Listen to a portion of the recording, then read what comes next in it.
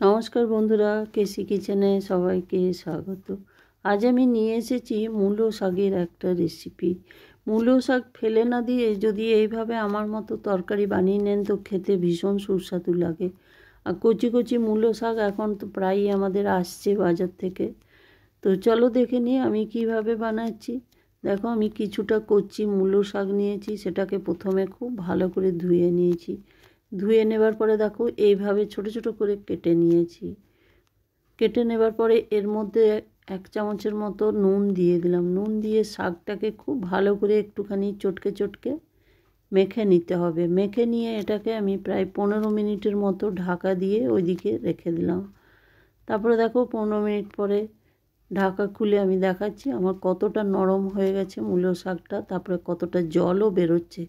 এইভাবে চিপে নিংড়ে নিংড়ে আমি সমস্ত মূলো শাকটাকে নিয়ে নেব। মূলো শাকের যে জল সেটাকে কিন্তু আমি ফেলবো না, সেটাও আমি রান্নাতে কাজে লাগিয়ে নেব। একটু মূলো শাকের মধ্যে এইভাবে দিয়ে দেওয়ার কারণে কি হয়, মূলো শাকের যে একটা খসখসে ভাব সেটা চলে যায় নুন মাখিয়ে রেখে দিলে। তারপরে দেখো সমস্ত শাকটা আমি রসটা চিপে চিপে জলটা চিপে চিপে নিয়ে নিলাম। এবার এর মধ্যে আমি বেসন দিয়ে দিলাম, প্রায় 2-2.5 চামচের মতো বেসন দিয়ে দিলাম। খুব বেশি পরিমাণ কিন্তু দেওয়া যাবে না, যতটা দরকার ততটাই দিলাম। তারপরে দেখো আমি 1/2 চামচের মতো এর মধ্যে নুন দিয়ে দিলাম, যেহেতু শাকটার মধ্যে নুন দেওয়া আছে। 1 চামচ আমি হলুদ দিয়ে দিলাম, আর জোয়ান আমি 1/2 চামচের মতো দিয়ে দিলাম। এটাতে জোয়ানটা কিন্তু অতি অবশ্যই দিতে হবে, তাহলে কিন্তু তরকারির টেস্টটা ভীষণভাবে বেড়ে যায়। তারপরে দেখো 1 চামচের মতো আমি ধনে গুঁড়ো এটাতে দিয়ে দিলাম। দিয়ে দেওয়ার পরে দেখো খুব ভালো করে এটাকে মেখে নিতে হবে, পুরো শাকটা বেসনের সঙ্গে মেখে নিতে হবে। ওইদিকে যে জলটা আমি ছেঁকে রেখেছি শাকে, সেই জলটাই আমি দিয়ে দিয়ে এটাতে একটু একটু করে মেখে নেব পুরো বেসনটা। এইরকম রেসিপি যদি বানিয়ে দাও তো খুব তাড়াতাড়ি হয়ে যায়, আর খেতে এরকম ভীষণই সুস্বাদু লাগে। তোমরাও একদিন এইভাবে আমার মতো ট্রাই করে দেখতে পারো, খুবই ভালো লাগবে। দেখো এইভাবে পুরো ব্যাটারটা এরকমই হয়ে যাবে বা মাখাটা শাকের। তারপরে দেখো এইদিকে একটা কড়াই চড়িয়ে একটা আমি ফুটোওয়ালা থালা দিয়ে দিলাম। তো থালাটা দিয়ে দেওয়ার পরে কিছুটা তেল ব্রাশ করে দিলাম। তেলটা ব্রাশ করে দিলে কি হবে, সমস্ত যে আমি দেব বড়া আকারে সেইগুলো কিন্তু চিটে যাবে না, সহজেই ছেড়ে যাবে। তোমাদের কাছে যদি এরকম থালা না থাকে তাহলে তোমরা জালিও দিতে পারো, যেগুলোর আমরা অনেক সময় দুধ ঢাকা দিই বা তরকারিও ঢাকা দিয়ে রাখি। তারপরে দেখো সমস্ত ব্যাটারটা মাখাটা আমি এইভাবে আকারে দিয়ে দিলাম, একটু চ্যাপটা চ্যাপটা করে দিয়ে দিতে হবে। কিন্তু নিচে কিন্তু জল দিয়েছি, এটা পুরোটা ভাপেই সেদ্ধ হবে। তারপরে ঢাকা দিয়ে আমি প্রায় 5-6 মিনিটের মতো রেখে দিয়েছিলাম। তারপরে দেখো ঢাকা খুলে দেখাচ্ছি সবগুলো আমার হয়ে গেছে, সেই জন্য একটু একটু করে সরে যাচ্ছে, অথচ নিচেও চিটবে না। এটা যখন হয়ে যাবে তখন একদম চিটবে না, আর জিনিসটাও হয়ে যাবে বড়াগুলো। এই ভাপে যদি সেদ্ধ করে নেওয়া হয় তো খেতে ভীষণ ভালো লাগে, তরকারিরও টেস্ট ভীষণ ভালো লাগে। তারপরে দেখো নামিয়ে নিলাম। নামিয়ে নেবার পর একটা বাটির মধ্যে সমস্তগুলো উঠিয়ে নিলাম। এইদিকে একটা মশলা আমি করে নিই, ততক্ষণে দেখো ধনে নিয়েছি 1 চামচ, আদা লঙ্কা আর জিরে, তার সাথে একটা টমেটো। এই মশলাটা আমি পেস্ট করে ওইদিকে রেখে দিলাম। তারপর দেখো ওই কড়াইটা ধুয়ে ভালো করে তার মধ্যে আমি সর্ষের তেল দিলাম, একটা লঙ্কা, একটা এলাচ, একটা স্টিক দারচিনি আর 1 চামচের মতো আমি গোটা জিরে ফোড়ন দিয়ে দিলাম।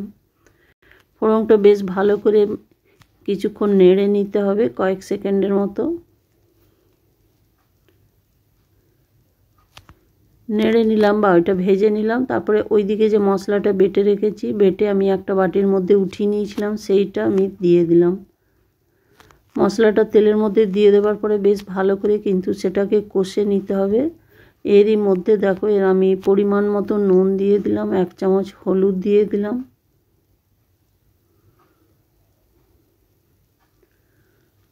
আর 1 চামচের মতো আমি চিনি দিয়ে দিলাম। ছোটো চামচের 1 চামচ আমি এর মধ্যে চিনি দিয়ে দিলাম, কেন কি নিরামিষ তরকারি তারপরে দেখো একটা তেজপাতাকে আমি আধটা করে ওই আধখানা তেজপাতা আমি দিয়ে দিলাম। মশলাটা খুব ভালো করে কিন্তু কষিয়ে নিতে হবে। হালকা জল দিয়ে দিয়ে তরকারিটাকে আমি কষিয়ে নেব।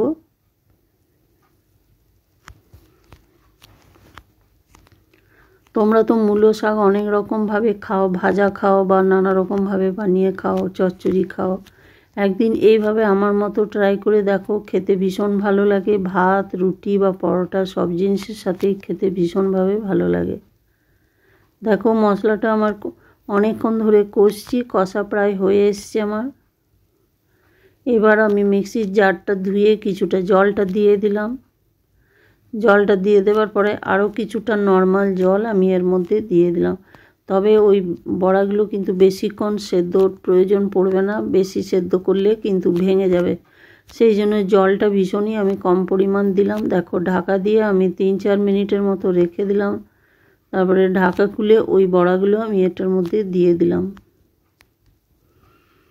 ঝোলটা আমার ফুটে গেছে। তারপরে দেখো ঢাকা দিয়ে দিলাম। ঢাকা দিয়েও আরও 2-3 মিনিটের মতো রেখে দিলাম। আর এই বড়াগুলো ভীষণ নরম হয়, ভীষণই সফট হয়, আর খেতেও ভীষণভাবে ভালো লাগে। তারপর দেখো ওইটা হয়ে গেছে। হয়ে যাওয়ার পরে আমি গ্যাসটা বন্ধ করে দিয়ে কিছুটা আমি ধনেপাতা উপর থেকে ছড়িয়ে দিলাম।